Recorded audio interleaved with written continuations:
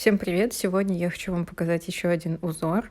И, как вы могли заметить, я, правда, всегда нахожу какие-либо интересные узоры, потому что мне самой это интересно. Здесь я на примере 4 видов плетеного хлопкового шнура, хлопкового шпагата и крученой веревки вам покажу это все, чтобы вы могли видеть как раз-таки наглядно. Сейчас я плету из плетеного шнура. Нам для этого узора потребуется знание и умение репсового плетения. Сейчас мы делаем репсовую диагональ. Для также этого узора я беру 3 нити по 200 сантиметров, ну, чтобы вам показать это. Если вам потребуется для панно, то нужно высчитывать, конечно же, самим. Вот, сначала мы с вами плетем репсовую диагональ вниз, а далее мы берем самую крайнюю нить и соседнюю. Сзади соседней нить кладем и потом как бы в петлю так продеваем. Так, и дальше переходим опять. Берем уже не самую крайнюю, а следующую, и рядом с ней которая, и точно так же продеваем. На самом деле, я обычно всегда так говорю, но мои комментарии могут больше запутать, а лучше следить за руками и повторять за руками, потому что это самый лучший способ, мне кажется, когда нет слов, но есть работа руками, за ними можно повторять и всему научиться, мне так кажется, потому что я училась всегда по видео каких-то иностранных мастеров, и там текст мне был непонятен, но по рукам всегда все можно понять. Когда мы доделали первую эту часть, то мы сейчас будем делать репсовую как бы диагональ и вниз тоже попутно, когда будут подходить нити. Ну вот, я думаю, что вы поймете, мне просто сейчас крайне как-то сложно объяснять этот узор, но он такой интересный. Как я уже говорила в историях, он подойдет для как раз-таки, опять же, окантовок панно каких-либо. То есть, когда вы делаете просто репсовые диагонали у панно сбоку, да, то можно, например, внедрить вот такое вот плетение. Это плетеный шнур. Мне очень понравилось, как лежит узор в плетеном шнуре и в вязаном тоже в следующем. Также в шпагате было очень мягко, а вот крученая веревка у меня довольно толстая, и там мне как-то не очень понравилось. Может быть, если взять ее поменьше размера, тогда было бы поинтересней.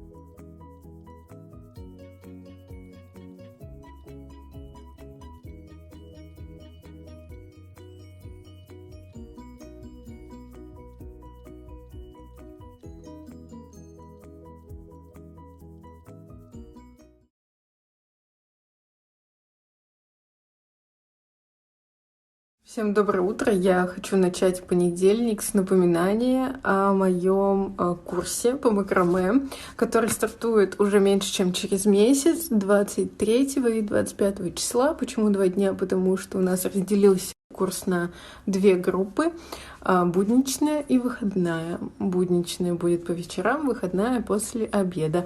2 занятия в неделю у нас будет. Также курс разделен на базовую часть и часть мастер-классов. По 4 занятия в каждой. Вы можете выбрать, например, только базу. Вот. Курс будет проходить в Петербурге. Я вас очень жду. Все описано в актуальном, сохранено в отдельном посте. Если остались какие-то еще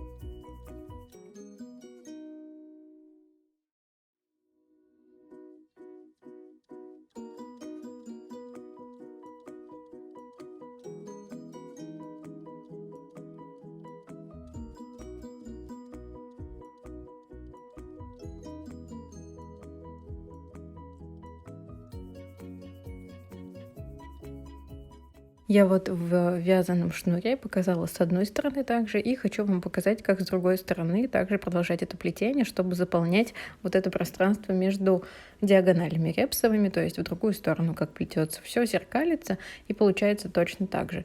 Вот. Очень, мне кажется, здорово выглядит.